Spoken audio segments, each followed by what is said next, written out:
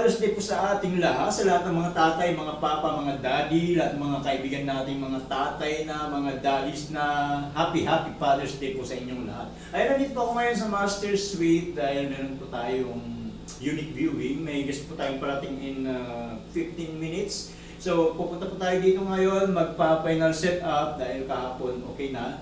Nakapag-linis na po ako kahapon, nakapag-set up na ng konti, so ipapail na lang po natin. So tama-tama, pinapalamig ko na yung unit, taon yung aircon. 15 minutes, on the way na po sila, so ilalagay lang natin yung mga final setup.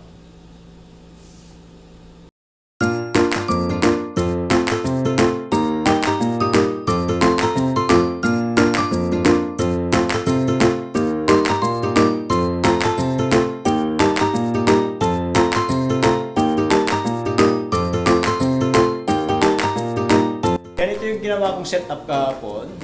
Ayan. Dati pa rin, hindi ako nagpalit. Ayan.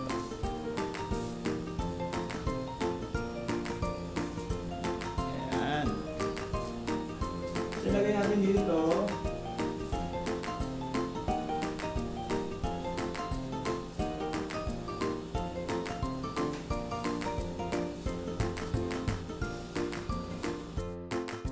Okay, meron na po akong ginawang free breakfast.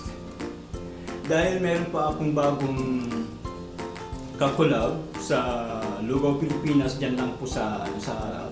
So, nagkaroon kami ng collaboration. It's either free breakfast or free lunch po tayo. Kasi alam ko halos lahat ng mga kliyente ko dito, syempre, pupunta po sila dito para mag-relax. So, natutulog sila hanggang anong oras ang gusto nila. So, minsan, tinatanghali na sila. So, sabi ko kay Lugaw, Pilipinas, bigyan nyo na lang po ng lunch kung yun ang gusto nilang lunch. Yun na lang po ang free nila. At least meron silang free meal. It's either breakfast or lunch. So, ito yung choices po nila. Breakfast or lunch. O, di ba, bongga? Di po ba?